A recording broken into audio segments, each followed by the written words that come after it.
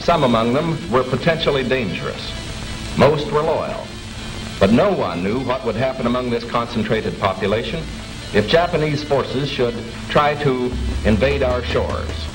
Military authorities therefore determined that all of them, citizens and aliens alike, would have to move. This picture tells how the mass migration was accomplished. Evacuation. More than 100,000 men, women, and children, all of Japanese ancestry, removed from their homes in the Pacific Coast states to wartime communities established in out-of-the-way places. Their evacuation did not imply individual disloyalty, but was ordered to reduce a military hazard at a time when danger of invasion was great. Two-thirds of the evacuees are American citizens by right of birth. The rest are their Japanese-born parents and grandparents. They are not under suspicion. They are not prisoners. They are not internees. They are merely dislocated people, the unwounded casualties of war. The relocation centers are supervised by the War Relocation Authority, which assumed responsibility for the people after they had been evacuated and cared for temporarily by the Army. A relocation center, housing from 7,000 to 18,000 people, the entire community bounded by a wire fence and guarded by military police, symbols of the military nature of the evacuation. Each family, upon arrival at a relocation center, was assigned to a single-room compartment, about 20 by 25 feet. Barren, unattractive. A stove, a light bulb, cots, mattresses, and blankets. Those were the things provided by the government. In 1942, the United States government forcibly relocated over 112,000 Japanese nationals and Japanese Americans to remote housing facilities called war relocation camps for the purpose of detainment, re-education, and forced labor. Of those interned, 62% were United States citizens. President Franklin Roosevelt authorized the internment with Executive Order 9066, allowing military commanders to designate military areas as exclusion zones. This power was then used to declare the entire Pacific Coast as an exclusion zone, forbidding people of Japanese descent to live within these areas, unless, of course, they were held in war relocation camps. In 1944, the Supreme Court upheld the constitutionality of these exclusion zones, and in 1945, after 2.5 long years of imprisonment, the interns were finally released. The United States government issued no formal apologies, but did present each former inmate with exactly $25 in cash and a train ticket home, if they were lucky enough to still have one. 43 years later, in 1988, President Ronald Reagan would sign a bill that formally apologized for the internment of Japanese Americans on behalf of the United States government, and finally granted reparations to survivors. The language of the bill stated that government actions of the 1940s internments were based upon 3 criteria: racial prejudice, wartime hysteria, and a failure of political leadership.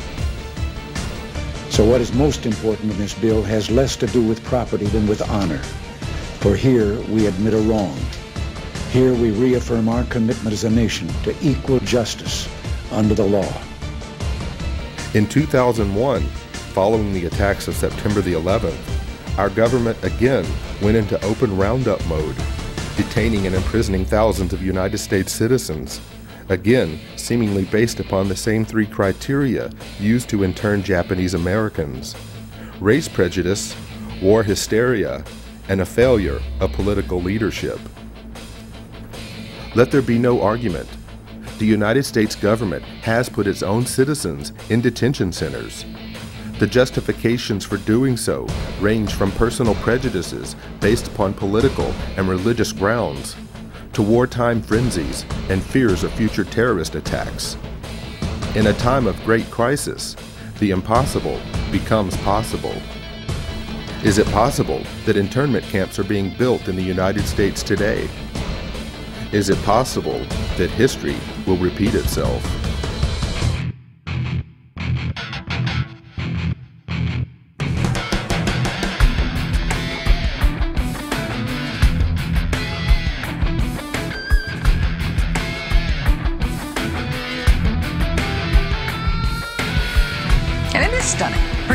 especially to hear President Obama claim the power to keep people in prison indefinitely with no charges against them, no conviction, no sentence, just imprisonment.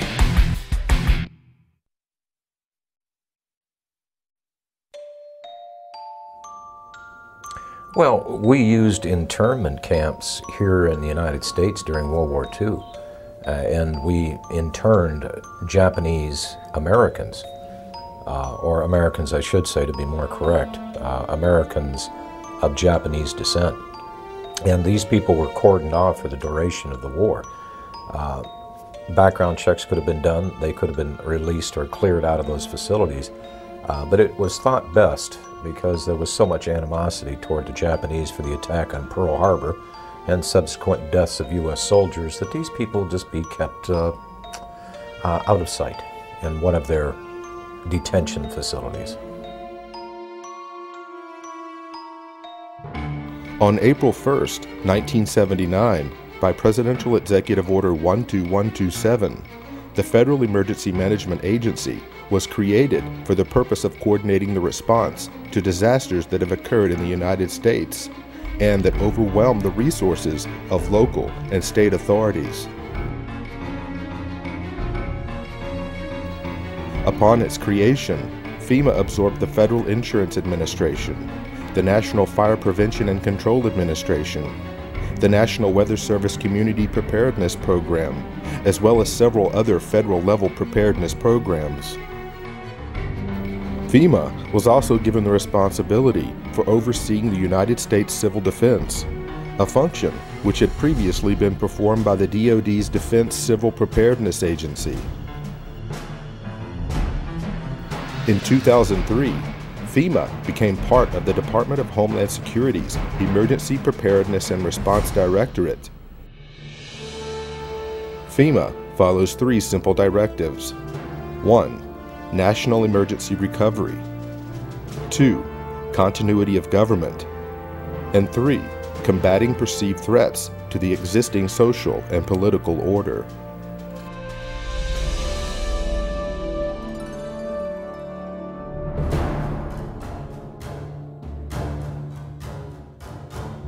FEMA's implicit objective to provide aid to victims of disasters changed under the leadership of President George W. Bush.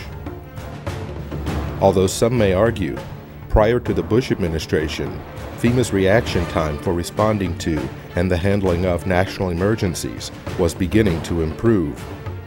But in 2003, President Bush would shift the focus of responding to emergencies in America by placing FEMA under the umbrella of the Department of Homeland Security, whose stated objective was and still is to protect our nation from dangerous people.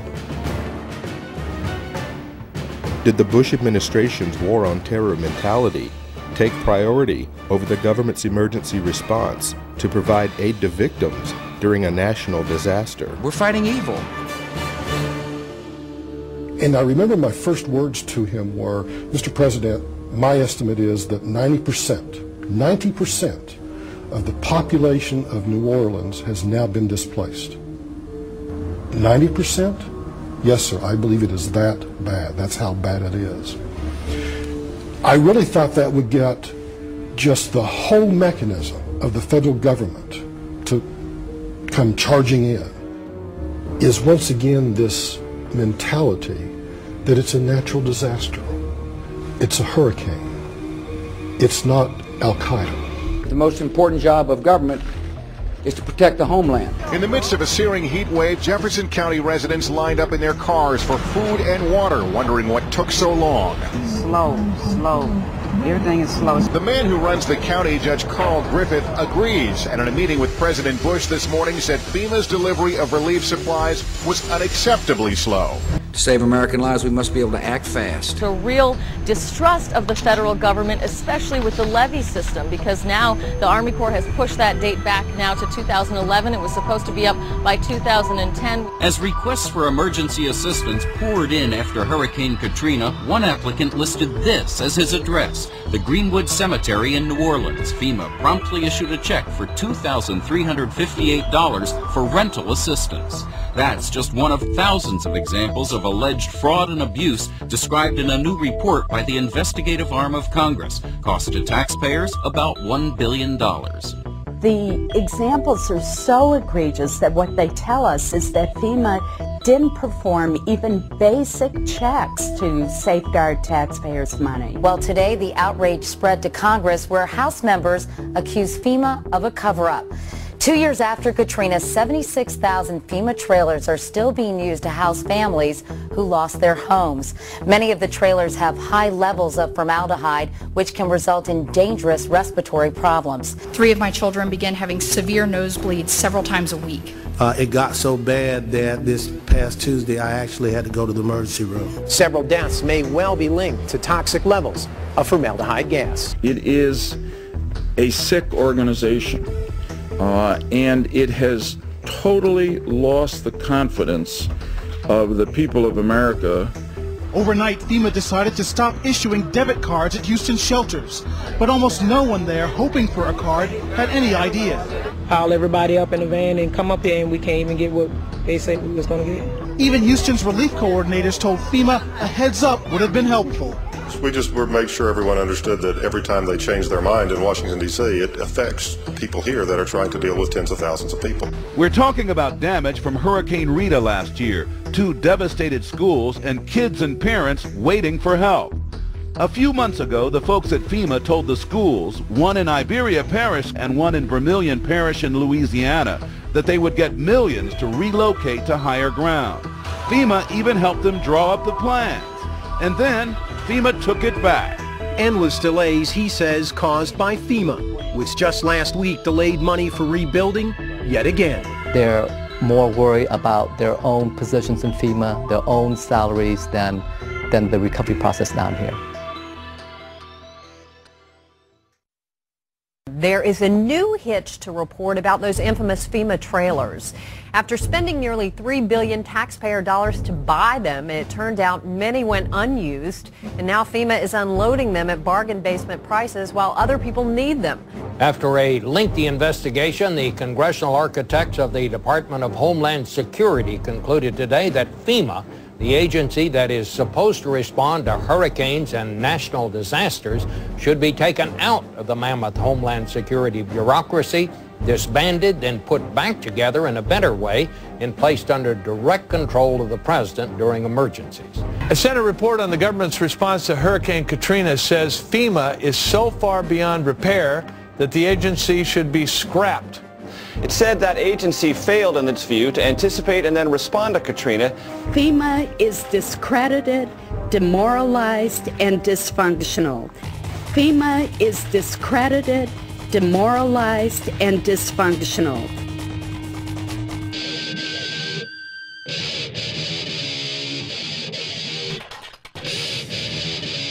In the mid-1970s, the discredited federal government was more scared of the public than ever, coming off the years of Richard Nixon.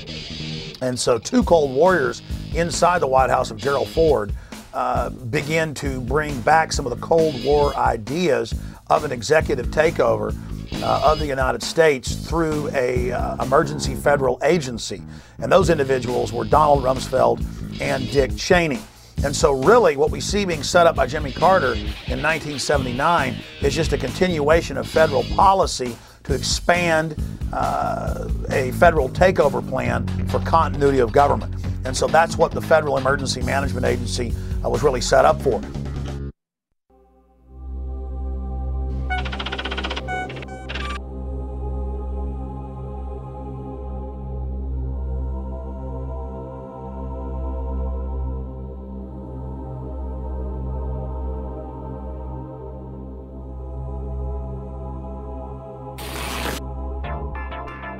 Colonel North, in your work at the NSC, were you not assigned at one time to work on plans for the continuity of government in the event of a major disaster? Mr. Chairman.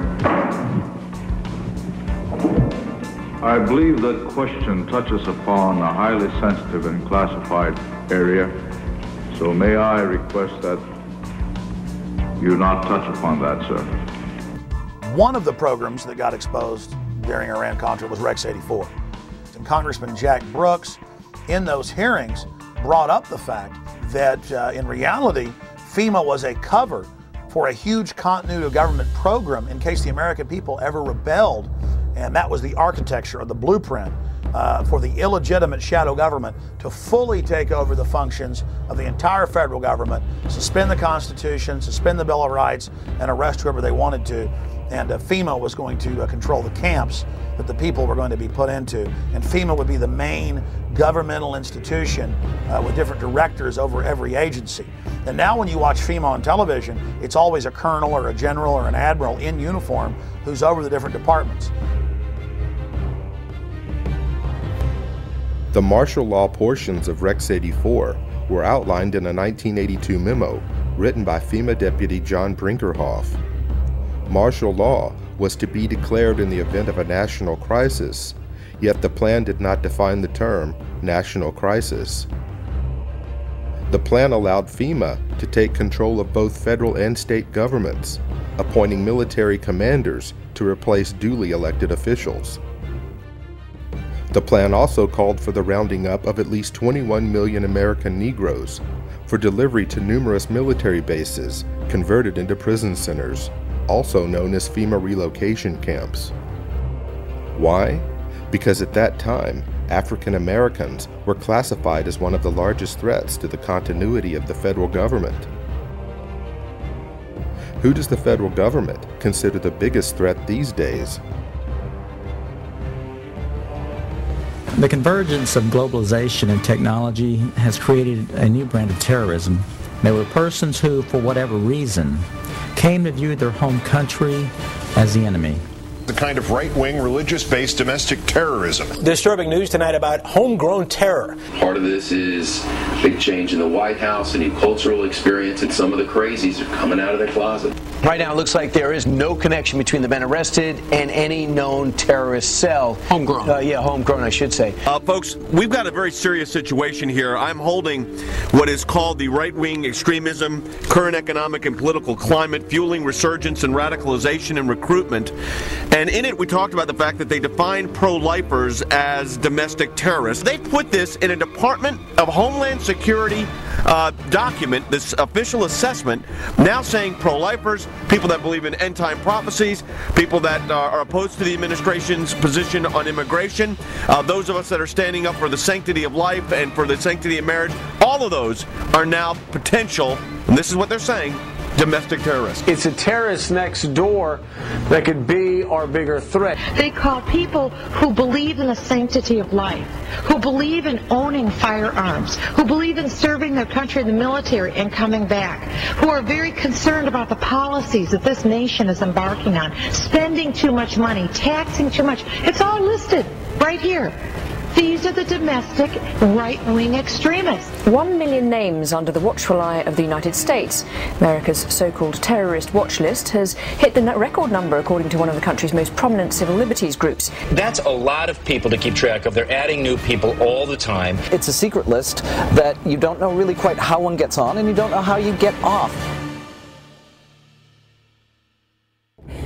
They're coming out and profiling huge groups of people. You know, if you voted for a certain political candidate, you should be considered a potential threat. And you couple that with things like the Patriot Act, where if you are a threat in their eyes, you can be held without access to judge, jury, and without access to a lawyer or even to your family. That's very concerning because we've watched our country go through and do this to brown people, you know, overseas. They're rounding up enemy combatants and they're putting them in camps and they are torturing them. That is a fact. We know that. In May 2007, President Bush signed the National Security Presidential Directive 51. The unclassified portion of NSPD 51 states that in the event of catastrophic emergency, a cooperative effort among the executive, legislative, and judicial branches of the federal government, coordinated by the president, will replace normal governmental procedure. Most Americans would agree that it would be prudent to have a plan to provide for the continuity of government. They have such a plan.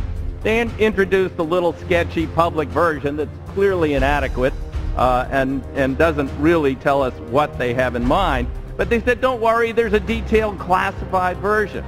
But now they've denied the entire Homeland Security Committee of the United States House of Representatives access to their so-called detailed plan to provide for continuity of government. They say, trust us.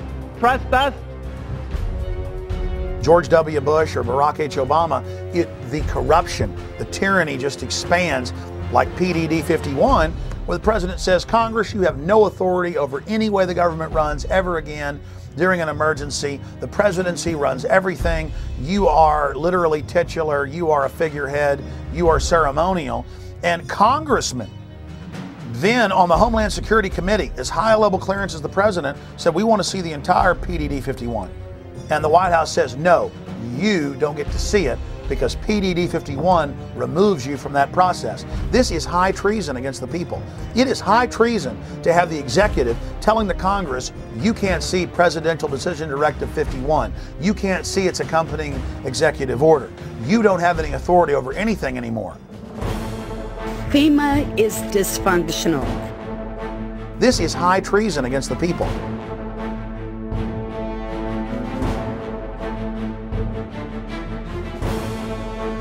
The FBI's counterintelligence program was a series of covert and often illegal programs conducted by the United States government and aimed squarely at investigating and disrupting dissident political organizations within the United States.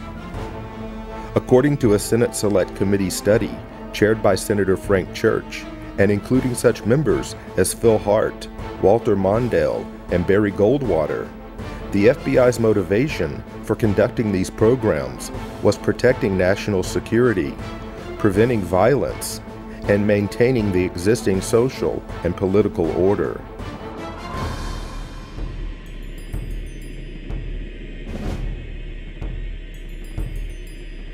Targets included the Black Panther Party, the Ku Klux Klan, communist and socialist organizations, as well as nonviolent civil rights organizations, anti-war groups, and a broad range of organizations lumped together under the title New Left, which included groups labeled for intensified attention, such as the Southern Christian Leadership Conference, the Student Nonviolent Coordinating Committee, and Congress of Racial Equality.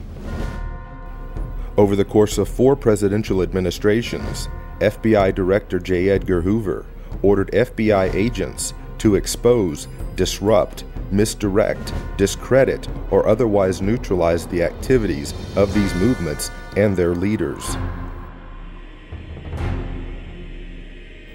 Speakers, teachers, and writers, even individual student demonstrators with no group affiliation, were all fair game.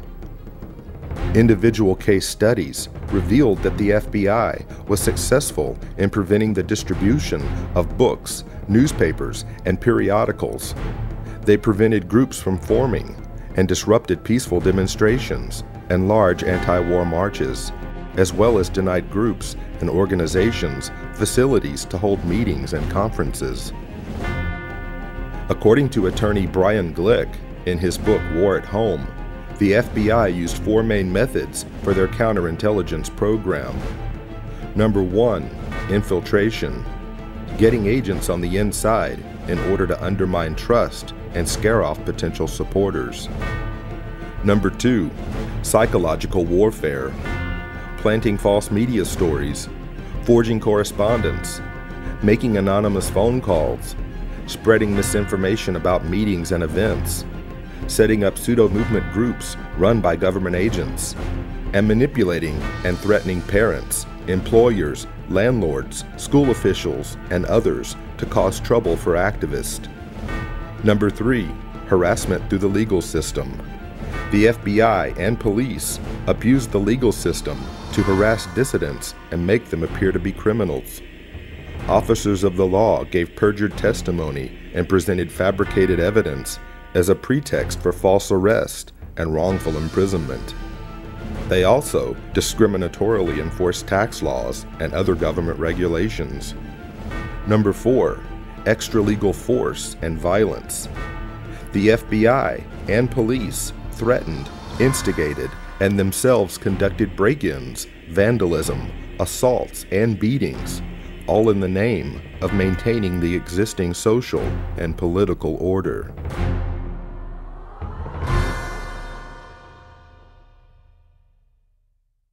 Increased security for 4 New Jersey Supreme Court justices after their home addresses were revealed in a webcast by a self-proclaimed white supremacist.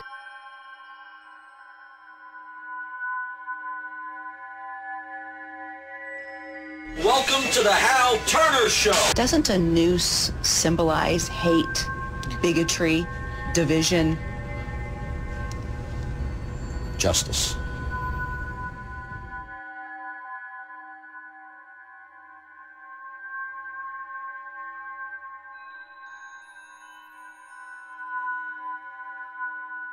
Who are you? Where are you calling from? Hola, this is Pedro. Spick, From San Diego. don't call my radio show anymore, you filthy spick animal.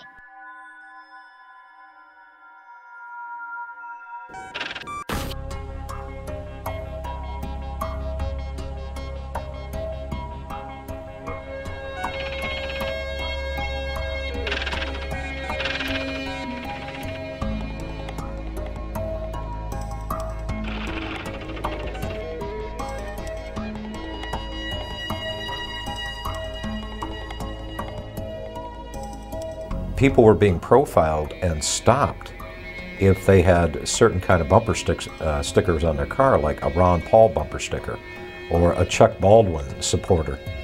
And as you read the Make report, bits and pieces that were lifted right out of the Project Megiddo report back in 1999 by the FBI, describing what terrorists were, how law enforcement could identify potential terrorists. And I can remember back in the 90s, the FBI was doing an education program with local law enforcement, and what they had was a trifold pamphlet. Again, this was not meant for public consumption, only to be passed around amongst the rank and file in the police. It ran through the list of what a potential terrorist might be or what they might prescribe to. And the list is kind of interesting. If you were a supporter of the Constitution, if you were an ardent supporter of the Second Amendment, or even if you were a person of deep religious conviction, you might be a member of a certain cult. And going back to Project Megiddo, it's all basically the same thing. That if you have any strong beliefs in anything, that you could be a possible threat. You could be a terrorist threat against government structure. In Missouri, a new document meant to help Missouri law enforcement agencies identify militia members or domestic terrorists has drawn criticism. The February 20 report, called the Modern Militia Movement, mentions such red flags as political bumper stickers for third-party candidates, such as Ron Paul, who ran for president, talk of conspiracy theories, such as the plan for a superhighway linking Canada to Mexico, and possession of subversive literature. So the state police of Missouri have been told that if you see a car with a bumper sticker that opposes the so-called creation of North American Union, the superhighway, that you are probably following a militia member, that you are following an anti-government radical. If you see a car with a bumper sticker that says Ron Paul for president, you might be dealing with a violent radical. Exercise extreme caution.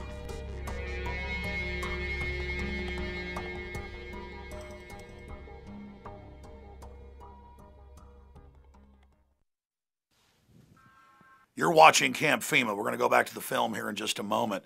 But every week I am called by Salon, Newsweek, you name it, saying, Mr. Jones, what's your proof of FEMA camps? And then I give them the evidence that you see in this documentary.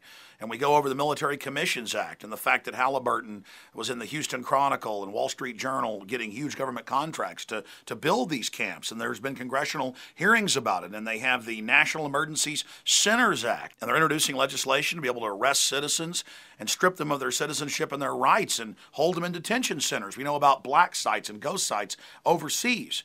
And all of this evidence is in the film Camp FEMA. It is vital that you share this link with everyone you know, and that you also support the filmmakers by getting a copy of Camp FEMA American Lockdown at campfema.com or infowars.com. And of course, you can also download it in super high quality at prisonplanet.tv. Again, ladies and gentlemen, we are turning into a high-tech police state. They are setting up all these secret police powers, and Camp FEMA American Lockdown is something every American needs to see, but also people in other parts of the world, because this global corporate system is setting up the exact same type of archipelago of secret camps all over the world. And the same producers of Camp FEMA, William Lewis and, of course, Gary Franchi, have also released Don't Tread on Me, Rise of the Republic, that shows how the states can take back our nation and the difference between a republic and a democracy. Please support the filmmakers so they can make future documentaries by getting the DVDs at Infowars.com or CampFEMA.com. Now back to Camp FEMA.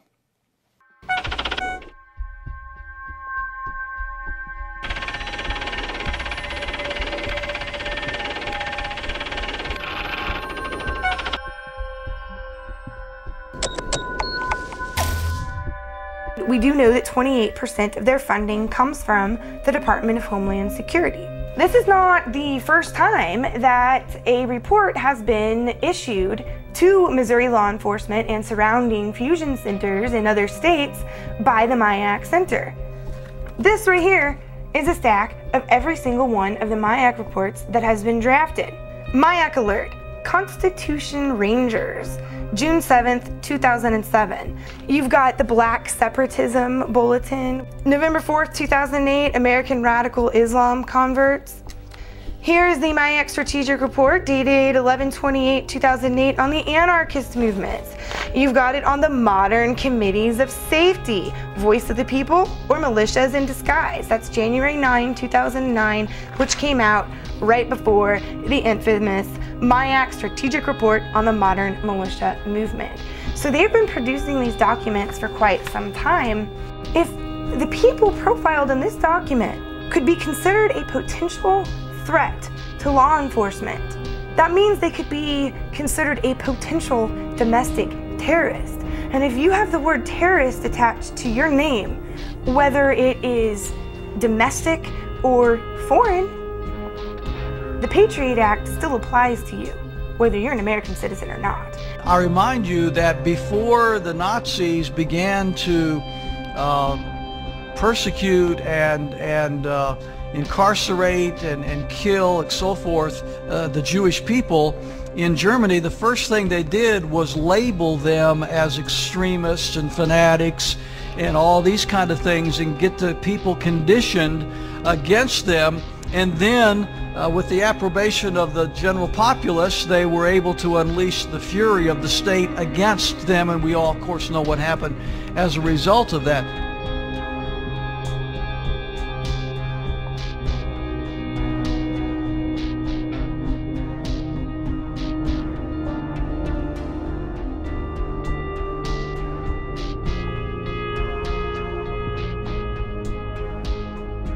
Is that the face of a terrorist that they had to know where that cash came from? Again, it's turning more into fascism. It's one thing for them to make sure you don't have a gun or a bomb in your pocket. It's another thing for them to not like a book. You know, this shows you the danger of profiling. Maybe he was profiled because he had a Ron Paul bumper sticker. An anti-tax demonstration is scheduled for downtown's Keener Plaza April 15th, but charges are flying that one of the organizing groups is an extremist anti-government group. The Southern Poverty Law Center and the Anti-Defamation League have their own opinions about the Constitution Party. I think we'd consider it a fringe right-wing political party that we consider to have extremist roots. When we talk about the New World Order, it is mimicking, if not duplicating, language that comes out of organized white supremacy. The elites have said that they want to have a final revolution, that They know the public's going to revolt against them, so that's why they've scientifically set up the surveillance grid, the cashless society. This whole continuity of government system is designed to suppress and control the people of America. Northcom, the Pentagon, the military are all announcing their number one job now is fighting the American people. They're saying the number one terror threat is veterans and gun owners and conservatives and libertarians and Ron Paul supporters. And I've been sent secret Army documents, we call the phone numbers and they're accurate and real, where I'm being watched at In the Fed protest, where we peacefully go out and demonstrate. And now even the ACLU has written letters saying, why is the Pentagon watching U.S. citizens? Why are you listing any protest as an act of terrorism? The real terrorists are the people that have hijacked our nation that would dare say the First Amendment is terrorism.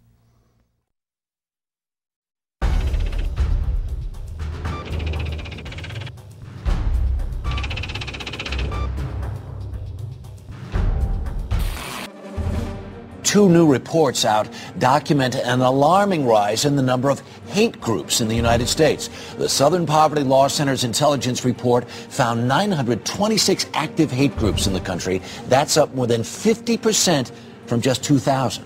Morris Dees is the founder of the Southern Poverty Law Center. He joins us from Montgomery, Alabama. Good morning, sir. Your report dovetails with a brand new report from the Department of Homeland Security claiming basically the same thing. And they say part of it is because of the election of President Obama. Other part of the responsibility goes to the deteriorating economy. The political climate, the election of Obama, the immigration issues that have faced the United States over the last 5 to 10 years, and now especially the economy, is almost causing a resurgence of what we saw in the days of Timothy McVeigh, almost a militia movement that's being reborn in the United States. Homeland Security says people who oppose abortion or worry about the threat of illegal aliens could pose a radical threat to America. It warns about groups and individuals dedicated to single issues like abortion, immigration, and gun rights, and even raises a red flag about veterans returning home from the wars in Iraq and Afghanistan. Does this report seem to lump in ordinary Americans who have real concerns about stuff with nutjob racists and anti-Semites? There's one thing that's glaringly missing here. No discussion about the real terrorists, the Al-Qaeda cell groups and others that are located inside the United States. It's all about domestic. It's not overseas. The most dangerous. It literally changes the entire focus for the Department of Homeland Security has been doing. I was passed by an Oklahoma City police officer vehicle, and they slowed down, got in behind me, followed me for about 3 miles, and then pulled me over. When the officers approached my vehicle, they asked me if I knew why I was being pulled over, and I said no, I had no idea. And they said it's because of the sign in the back of your truck. And I said, my sign that says aboard Obama, not the unborn. And the officers said yes, that's why. Later that afternoon, I got a call from the Secret Service. They wanted to do a quick walkthrough of my house to make sure I wasn't some kind of radical racist. Why would Americans, under the guise and the threat of worldwide terrorism, why would they willingly give up or relinquish their rights to government when our rights did not come from government in the first place? Our rights merely came from God. They were enumerated by the government, put in the Bill of Rights as a reminder not to us, but those in power as to not violate them. And I know the history of government, not just American government, but the history of government well enough to know that most governments acquire power and they do not like dissent. We are losing our freedoms in the United States. Most Americans do not realize that we have free speech zones in the United States. I mean, talk about an oxymoron. You know, all of the 50 states are a free speech zone. You're an American. That by definition creates a free speech zone. We have freedom of speech because we stand up and say what we think, not because the Founding Fathers ratified the First Amendment in 1791. So if we're losing the free speech zones, the governments in general throughout history have tried to quell dissent by controlling the media, which we already have in this country, and by generating fear of confrontation. After Seattle, the feds said we can't allow protests anymore in America. It's too dangerous. That's why we're going to have free speech zones miles away from where the events are, in baseball fields, in church parking lots, where nobody can see you or hear you. You've got your First Amendment, but you've got it way over here miles away. That all started as a beta test in Seattle in '99 with the police, after they'd staged the riots, with hired anarchists, coming up to people saying nowhere in the city could they even wear a pin saying no WTO. And the police say, hey, First Amendment is suspended in Seattle, and the news pushed it like it was a good idea and the right thing to do. The lines are open. This is First Word, ladies and gentlemen. At 877-367-2526. Whatever's in your head, call and share it at this moment. Hello. Yeah, how you doing, Al? My name's Austin from Florida. I was recently looking around on the Army's website, Army.mil, and I came across this document called the Civilian Inmate Labor Program. This was put out in 2005, and I was just like reading over the first couple pages. Just in the first couple pages, this document on the Army's own website talks about converting military bases and installations into giant prisons and establishing civilian inmate labor programs. Have you ever heard of this? No. This is on Army.mil, if anyone wants to look it up. Okay. It came out in 2005. Another conspiracy theory. This is on the Army's website, Yeah. sir. All right, so we're all going to be in prison, right? They're going to have prison Well, terms? I don't know, but I mean, obviously there's a document that has Yeah, there are lots of established documents for in it. lots of places. But this is on the military's own website. Yeah, okay. There. Yeah. Army.mil. Okay. I'm at Army.mil. Says the link's broken. There's no such Army.mil. Can you get to Army? I can't get to Army.mil.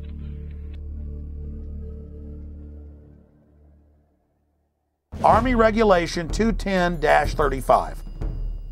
Now, this was set up in 1986 secretly, and for 10 plus years it was secret. And in 1997, Bill Clinton declassified this, and we were the first major radio show to cover it. Since then, it's been expanded. This lists 12 camps to hold American citizens that have been built by the United States Army. And ladies and gentlemen, some of these facilities have U.S. citizens in them now. But it's all being done administratively. To beta test the Army running camps, they did deals with the federal government and now states to take prisoners convicted in the civilian courts and to then stick them on U.S. military bases administered by the Bureau of Prisons but operated by the U.S. Army. So see, they're taking state and federal prisoners and sticking them under Army control and building these civilian inmate labor camps all under Rex 84 right out in the open, and no media will ever touch this.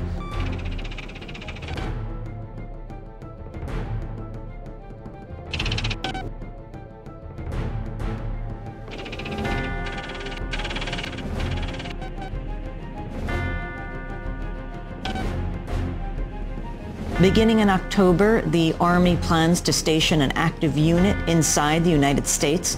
Under NORTHCOM and under the new Homeland Brigade, that was first going to be 3,000, and then 20,000, and then 40,000. The 3rd Infantry Division's 1st Brigade Combat Team has spent 35 of the last 60 months in Iraq. Combat-hardened troops who've been running camps and centers in Iraq are now coming back to the United States to, quote, carry out law enforcement actions. The Army unit may be called upon to help with civil unrest and crowd control. There has been some concern and some misimpressions that I'd like to correct. The primary purpose of this force is to provide help to people in need in the aftermath of a WMD-like event in the homeland. This force has got no role in civil disturbance or civil unrest, any of those kinds of things.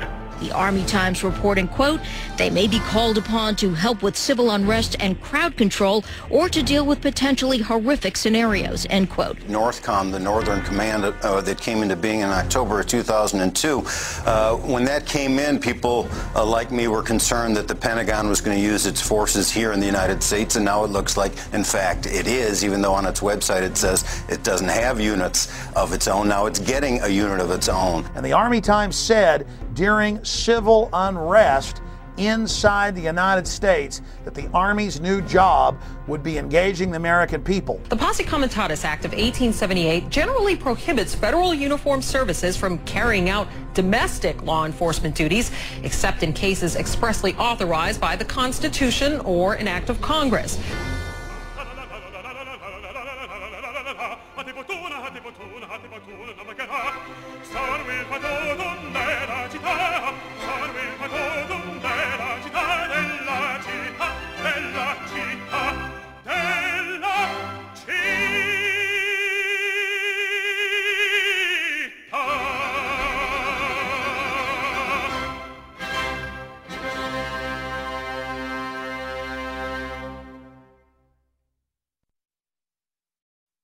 They can't just come in and say, you know, I want to see everything in your car, I want to see everything in your house, I want to go through your computer. You either have to voluntarily hand that over to them, or they have to have probable cause and get a warrant to do that.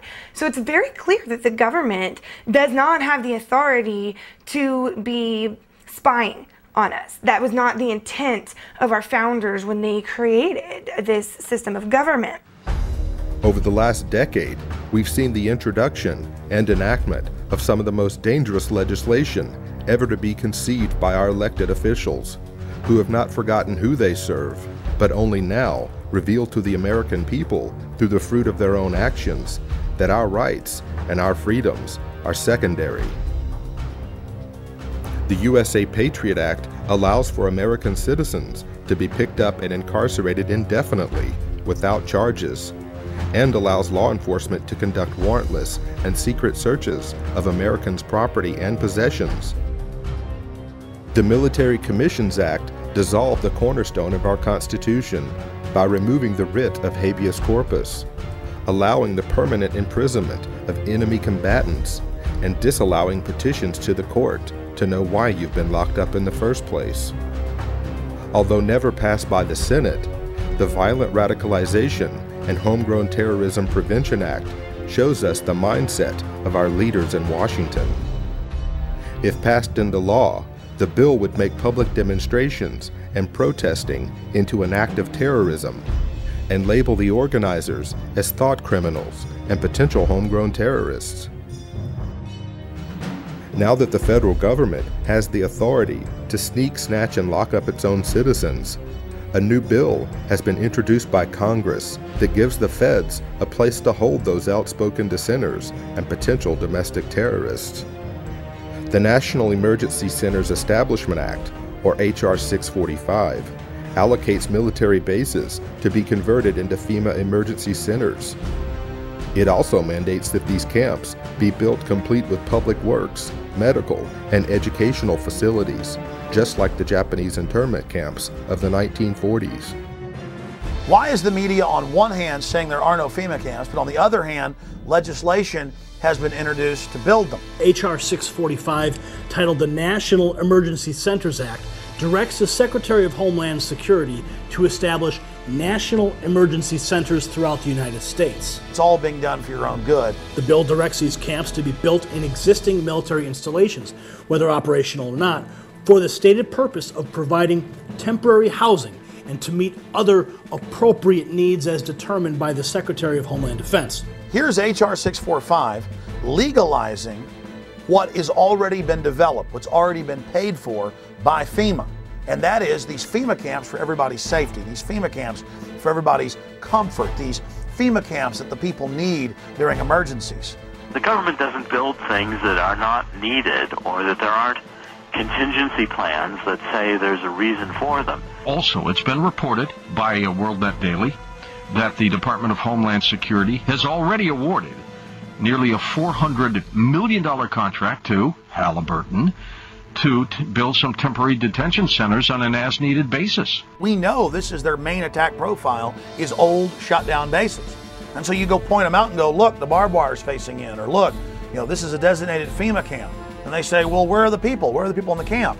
The point is, it's a designated facility for that. Conceivably, these are the kinds of camps that could be used for political dissidents, just like occurred in Nazi Germany. I got a feeling in the next few years that you may start to see some American citizens end up in these camps for questioning the government. The president can declare a national emergency, and it can be anything. It can be a hurricane, or it can be political protests or civil disorders like we saw in the race riots. I think the government's anticipating that there's going to be a increased reaction against the economic downturn, and this could lead to the kinds of street riots and protests we've seen in countries such as France. If we do not have a government which is controlled and limited by the Constitution, then our personal motives and preferences are irrelevant. You know, it doesn't matter if you have freedom of speech if you're in a, FEMA concentration camp. It doesn't matter. You're certainly not going to be allowed to have a gun inside a concentration camp. And, all of our rights are predicated on a free America. And if we don't have a free America, all of the other questions become moot.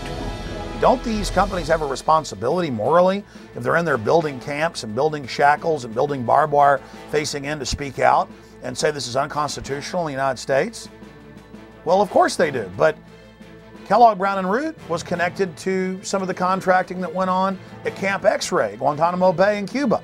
So this is their business. I talked to the Department of Homeland Security spokespeople, and they affirmed the contract with this KBR, the former Halliburton company, was in place. The Department of Homeland Security was ready to build these contingency as needed detention centers anywhere in the country in the event of any kind of a national emergency, including natural disasters or, again, riots or protests.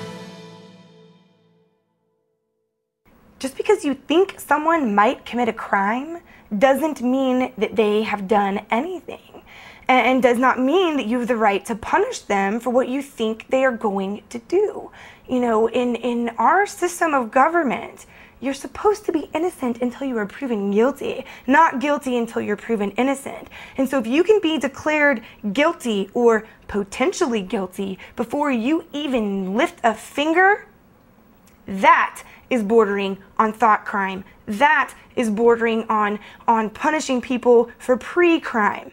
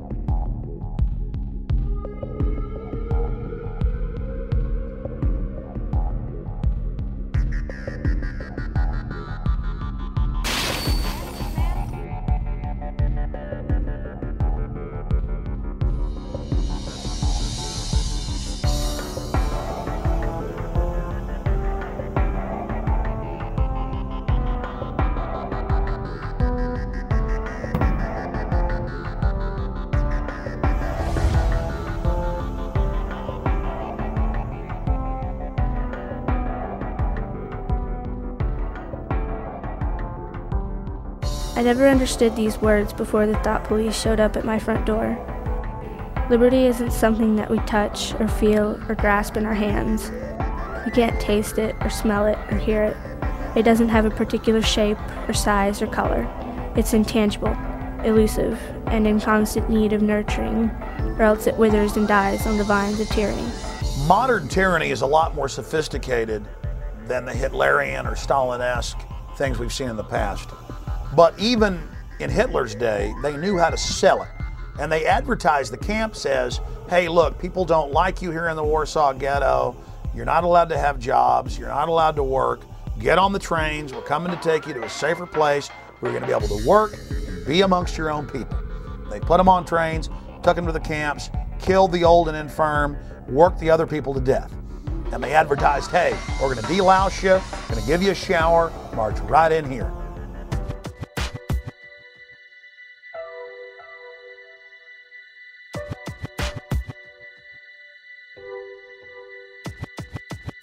You have arrived at Sobibor. You are in eastern Poland. This is a labor camp. We have brought you here to work. You will work hard, but hard work is good for the soul. So in reality, we are your benefactors. You will be housed, you will be fed. All we ask is your cooperation. If you do your job, you will have nothing to fear. You will be given postcards. Write to your relatives, friends, to tell them that you have arrived here safely. We will mail them for you. Unfortunately, there have been reports that typhus has broken out at several labor camps. We do not want typhus at Sobibor. Therefore, first you will be taken to the shower facility, where you will each have a hot shower. Naturally, men and women will shower separately. Women will have their hair cut short before they shower. While you are showering, your clothing will be disinfected. Remember, the better your behavior, the easier your stay will be. As they roll this system out, this total federalization out, they're selling it as if the FEMA camp is a place that the disadvantaged and the poor and the illegal aliens, as the economy collapses, will need to come, will need to stay. Now, in this more modern, sophisticated system, they're going to advertise the camps. They're going to show people getting the free concert, you know, with a rock and roll star, or the Sunday night movie, or the free medical care, and they're going to be beating down the doors to get in the camps. Another way is to have an economic collapse that's fabricated. Okay, you cut lending from banks. Nobody has any money anymore. The economy tanks. Okay, then you've got massive people homeless everywhere. Then there's a problem. Economic collapse. The reaction is people get desperate and need a home. Solution is we present the home to you, which is the FEMA camp, which will be advertised as a wonderful place. Of course, it's a lie. So what you have there is they fabricate a problem to create reactions, which gives the solution they originally wanted in the beginning, which was to get everybody into the FEMA camps. That's how problem. This is the story of history. It's happened over and over and over.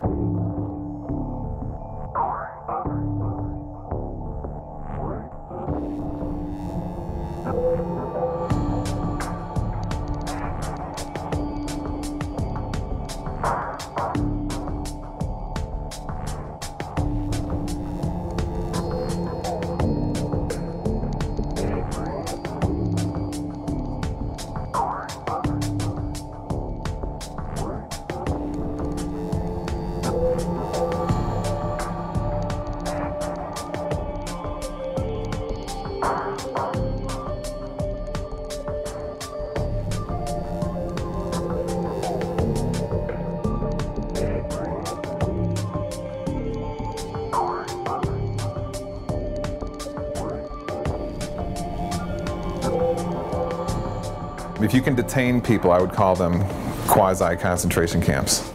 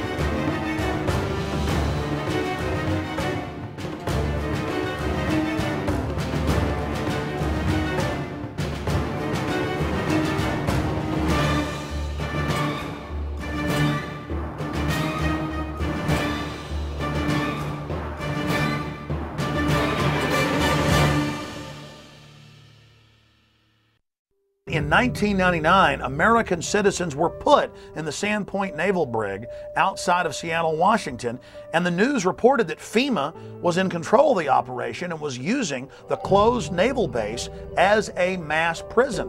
And the people were put in plastic handcuffs and taken indoors, inside warehouse areas that had barbed wire fences, porta potties, and cots. The same system we saw set up at Pier 57 a few years later in 2004 for the Republican National Convention in New York City.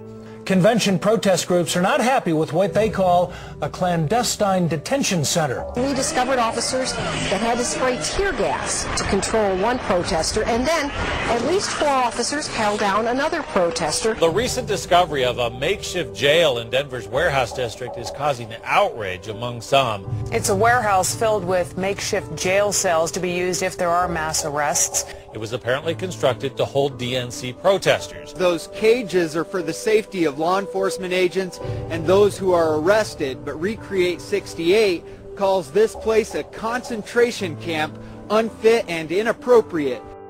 We don't need another gulag or stalag or prison, whatever you want to call it, to house people who just want to express an opinion of a better world. That's why we have the protests. This lot sitting right next to where we're filming right now, it's fairly big, comprising several acres. That itself can be readily turned into a holding area by virtue of some concertina wire, some observation guard post, and a security ring. Doesn't take much. It can be a sports arena. It could be abandoned airports. It could be abandoned military facilities. Any place that you could set up a security perimeter could be used as a temporary internment camp.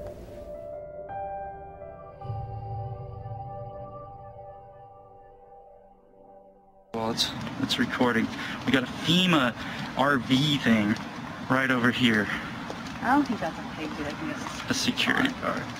Yeah, but why is a FEMA RV parked in front of the mall? In front of the mall?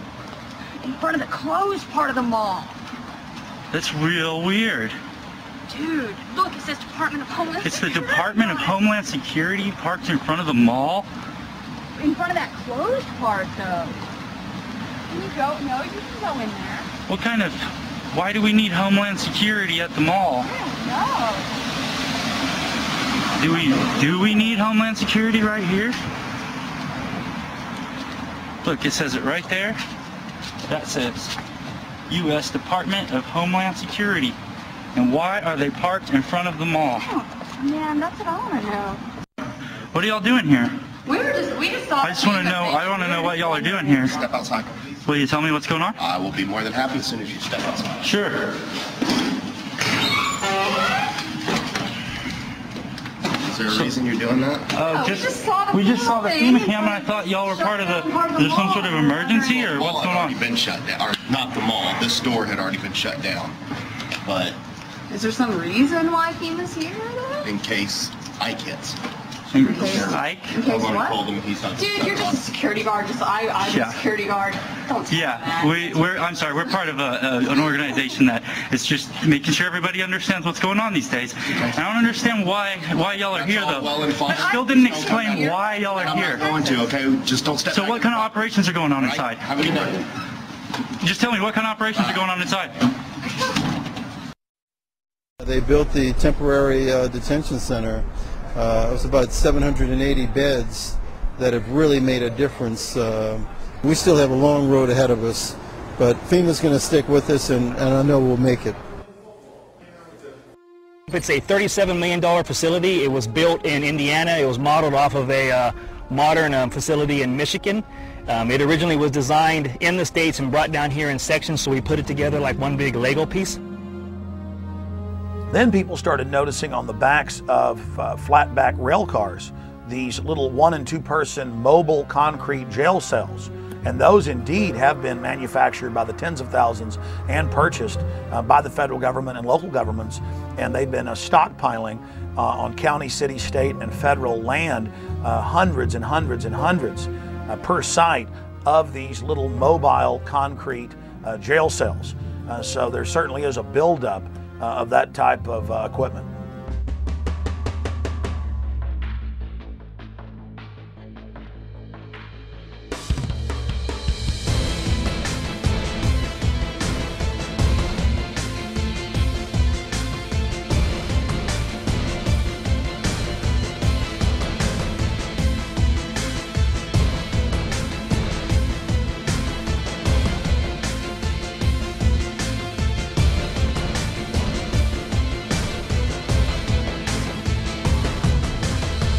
Several years ago, the military issued a challenge to create a faster and better razor tape.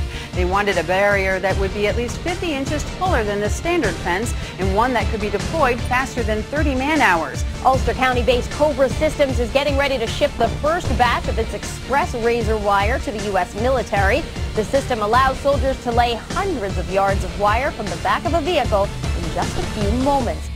This is more of an action of a country that has gone absolutely berserk, that they feel that they would have to jail their own citizens, that the government would fear its own people so much that they would be talking about detaining people or incarcerating them or vetting them or investigating them or whatever. This whole thing has been turned on its head.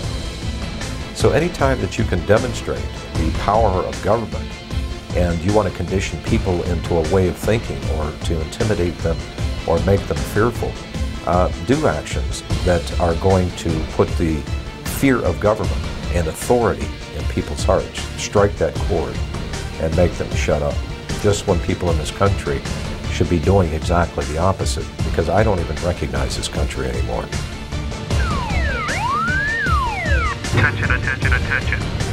American forces are here to help. Remain calm. We will not tolerate civil disobedience.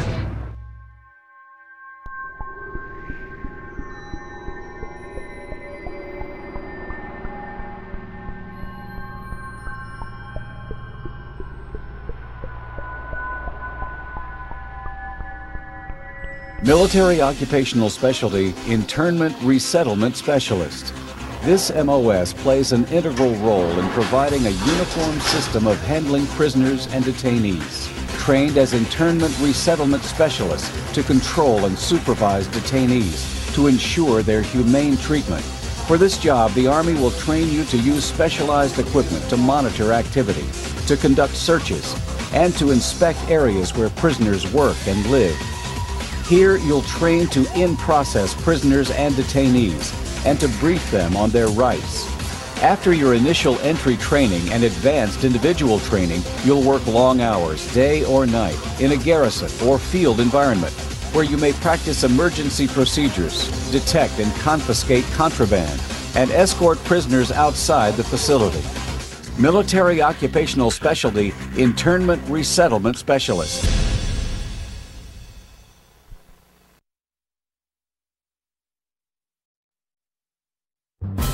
The burden of service has fallen almost exclusively onto the backs of our military. And that's why I won't just ask for your vote as a candidate.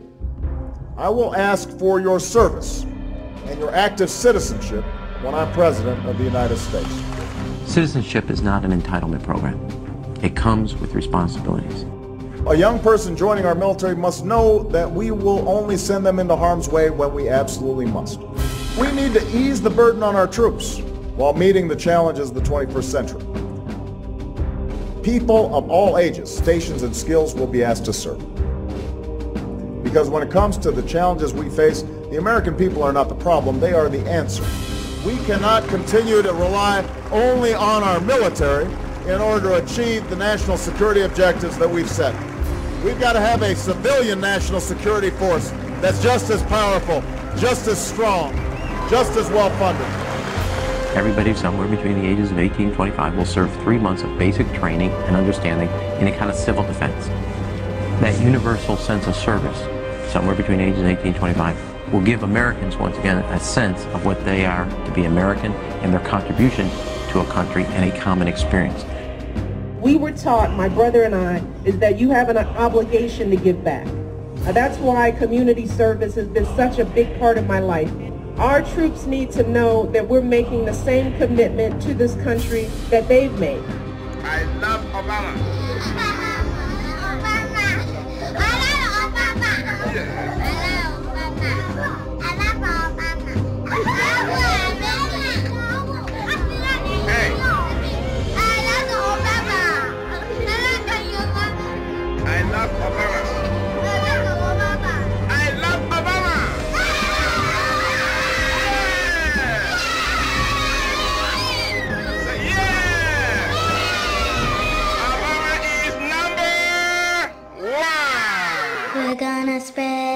happiness. We're gonna spread freedom. Obama's gonna change it. Obama's gonna lead 'em.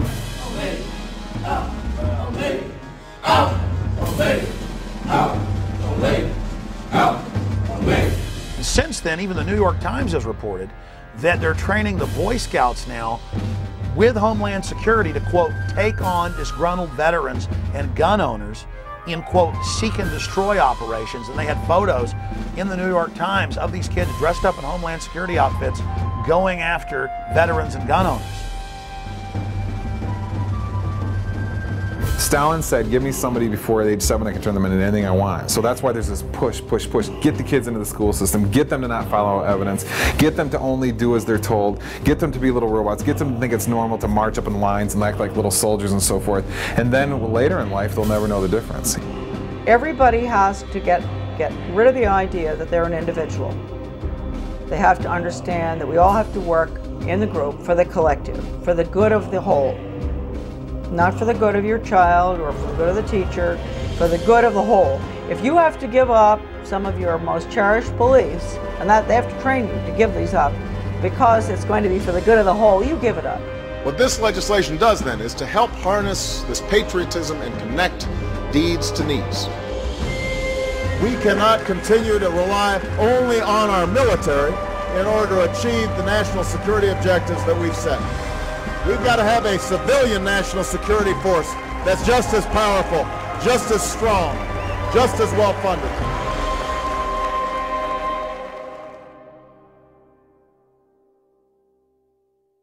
They've been turning on the American people and working against our interests for a number of years. And the people that you may be seeing that are going to be targeted to be put into these camps, these dissidents, these disenfranchised, disaffected people, the government would never, ever turn on the American people. They would never create a situation where they were so displeased with their government that the government may be forced to throw these people in concentration camps. They'd never do that, would they? My name is Sam Ozaki. I'm a native-born American citizen, Los Angeles, California, along with about 120,000 other persons of Japanese ancestry when Franklin Delano Roosevelt signed Executive Order 9066. We were all rounded up like cattle and placed into America's concentration camps. They had designated areas where people would report, and they were transported by bus to they called them assembly centers. They didn't have facilities to house 120,000 persons, so they took over racetracks, fairgrounds, places like that. Work in the camp was slave labor. In fact, they had us making camouflage nets for the United States Army. Now that was absolutely slave labor. Later on, I said we should all have refused to work and then let the Army and the government come in and do all the chores that had to be done. But as I said, we had lost all our, not only our life and liberty, but also our finances. You know, when you think about it later on, we were not much better than Hitler. On the other hand, we have to say that at least we were not gassed and murdered like the thousands that were killed, millions really, in Europe. Although I have to say that there were at least 10 persons shot and killed by American guards simply because they got too close to the barbed wire fence that was surrounding the camps. Native-born American citizens like myself were denied life, liberty, and the pursuit of happiness in total violation of all the Constitution, the Bill of Rights, and so forth. Every morning the children would stand up, face the American flag with liberty and justice for all. You know, psychologically, it really affected us. That's why, for example, I mentioned earlier on that there were many parents who never even told their children that they had been in concentration camps because they were ashamed. We should not be ashamed. It was the United States government that should be totally ashamed of their behavior and putting 120,000 persons of Japanese ancestry in America's concentration camps. And you have to be alert because it can happen again.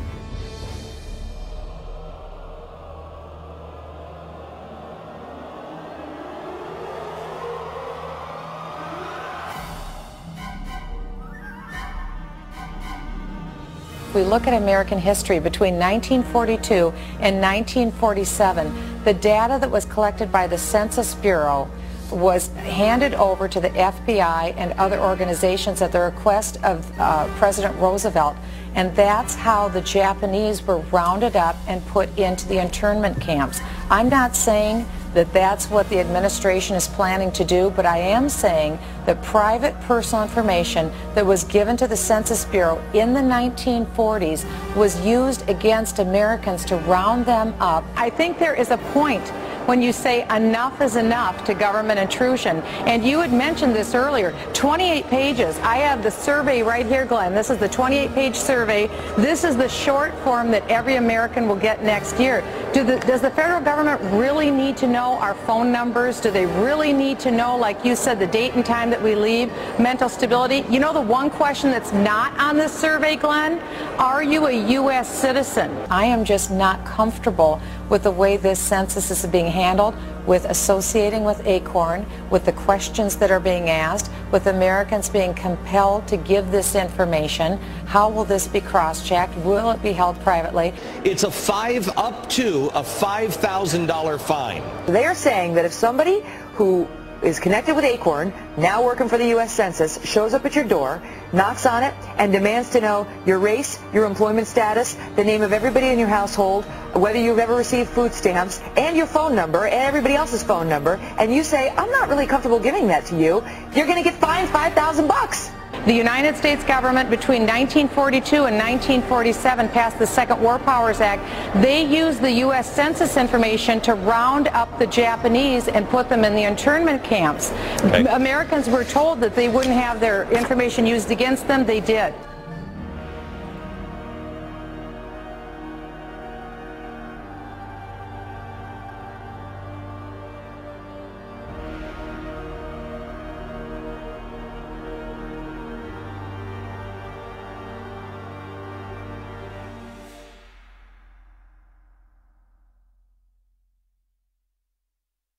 Well, one of the things that we're fighting here in Oklahoma City, we have a radio show called Radio Free Oklahoma, and we try to get the information out about the upcoming swine flu vaccines.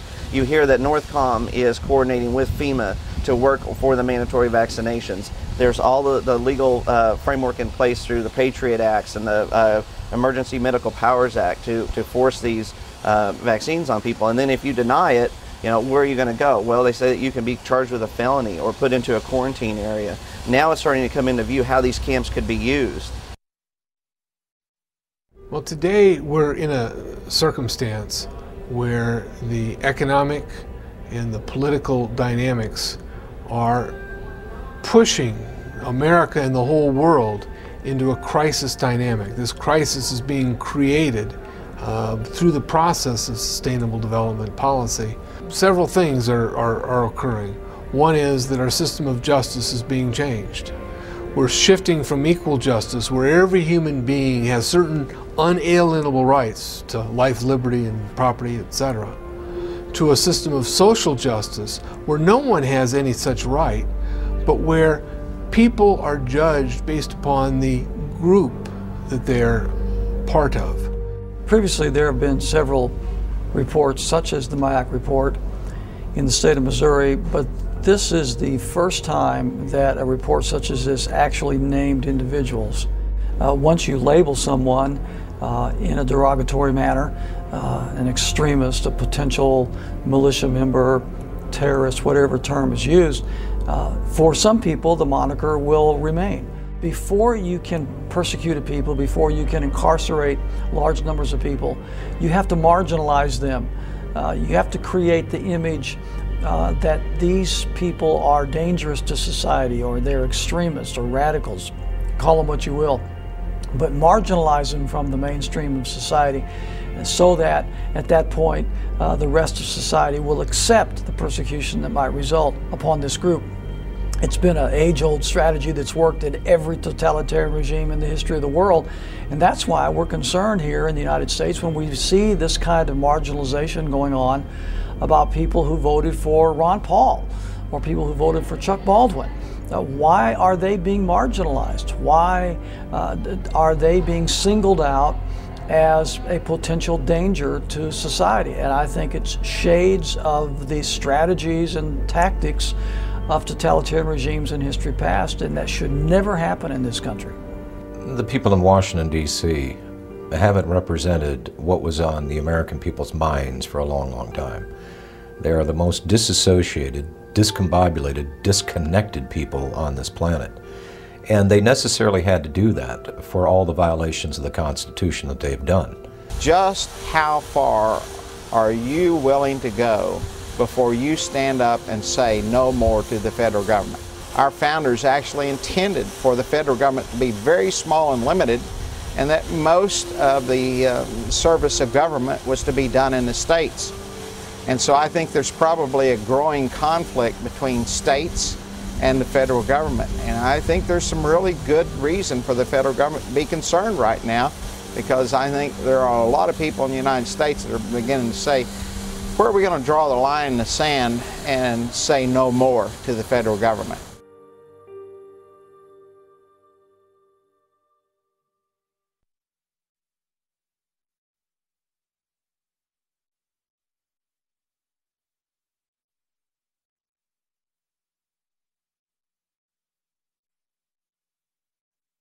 Every generation faces tyranny.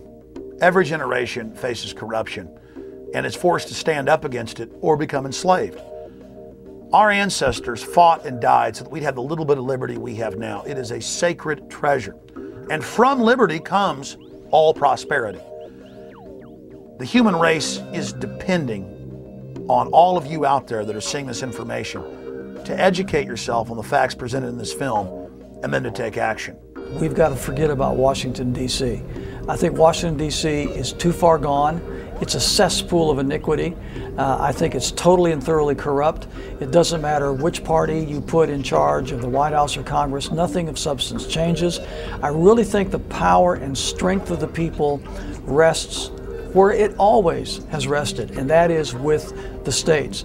So we need to start putting some teeth into our state laws, and we need to be electing sheriffs that are going to protect us from federal agents when they initially don't understand this because their civics lessons weren't very good in school. The 10th Amendment very clearly says any authority not granted to the federal government by the Constitution belongs to we the people and the sovereign states that make up this union. The states had all the power. They gave some few powers that are listed in the Constitution to the federal government and kept all the rest for themselves. Well, my first guest works for the people of Oklahoma, and he's trying to do right by them. But he believes it's kind of hard to do that when the federal government keeps butting into the state's business.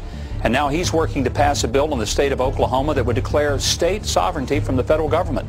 Well, the resolution is saying that the Constitution is the supreme law of the land and that it specifically delegates certain powers to the federal government, and all other powers are reserved to the people and the states, and that the federal government has increasingly moved out of that framework over the last several decades, and that they need to get back into that proper role. A number of states already have them. Many more are considering similar resolutions as a bulwark, proponents say, against the federal government handing down laws that they see as unfunded or unconstitutional. Ongoing pattern of overstepping its constitutional authority. Dozens of states are now considering resolutions asserting their sovereignty under the 10th Amendment in the Constitution, pushing back against Washington's intrusion into everything from land use to gun control. And there's really somewhat of an uprising in the states across the country is this federal law called the Real ID Act. Texas appears ready to declare its sovereignty again. A resolution doing just that has the unabashed endorsement of the state's governor. I believe the federal government has become oppressive.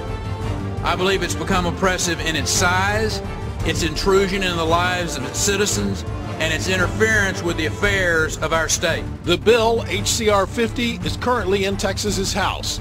It reasserts the constitutional guarantee of the 10th Amendment. We need to focus on our state government. We need to focus on our state legislators, the governor's mansion, the state Supreme Court, the sheriffs at the state and local level. All these agencies need to be the focus of freedom-loving people. And if you do treasure the notion that your rights are unalienable, meaning imbued in you by our Creator, and you want to defend the American circumstance, the only way we can effectively battle the Agenda 21 protocol is to do it locally. We have the checks and balances in the states to be able to maintain the freedom of our people. You get involved in your local area. I mean, that's where you can affect the most change. I don't know why we have FEMA. I don't see anything about a FEMA in our Constitution. I think it should be eliminated. We're fighting tyranny. We're standing up for liberty. We're the good guys. We have the moral high ground on our side. All you have to do is get started. Take that first step, and then you'll find that you get this momentum, and you can't stop it. We are the government. Do whatever you can to get involved and get to know what is happening in your state. Are they watching people in your state and sending information up to FBI and Homeland Security? Are you going to be profiled in a report issued by your state?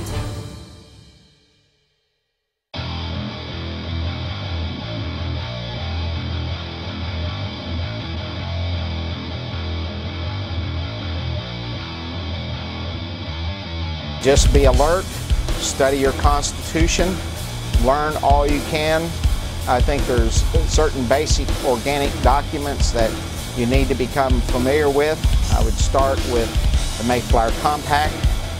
The next one I would urge you to read is Patrick Henry's famous speech where he ended by saying, "Give me liberty or give me death." Certainly the Declaration of Independence is one it's a philosophical framework. The Constitution came along after that to be actually the blueprint or the framework of a building built upon the ideas espoused in the Declaration of Independence. You must read the Federalist Papers and the Anti-Federalist Papers, Northwest Ordinance, George Washington's Farewell Address. These are the organic documents from which we came, and it basically expressed who we were when we attained to greatness. It's who we need to go back to.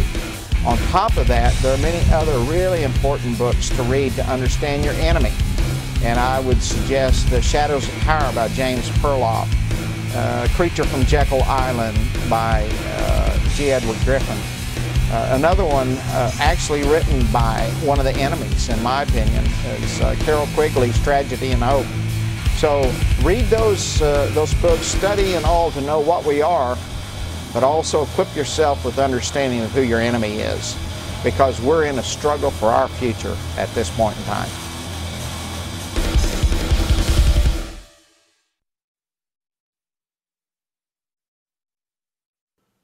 Thank you for watching Camp FEMA American Lockdown.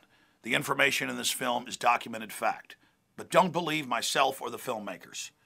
Research the information you've seen in this documentary and prove for yourself that it is a bona fide reality. And then please take action with this film and show it to everyone you know. And other documentary films available at campfema.com and infowars.com, like Don't Tread on Me, Rise of the Republic. When you purchase the films, you're also supporting independent citizen filmmaking and the alternative media that is now really discrediting the establishment. We have come so far together, and it's exciting for me to see other great filmmakers like William Lewis and Gary Franchi out there taking action. They couldn't have done this work without all of you out there supporting them, so I want to thank you.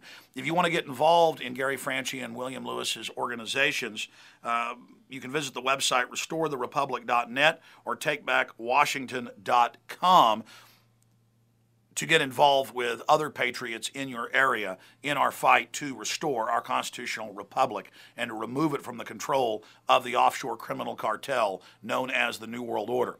I would also encourage you to visit Infowars.com and PrisonPlanet.com, my news websites, and my syndicated radio broadcast, because we are continually covering the latest developments in the battle against the globalist. Thank you for watching Camp FEMA.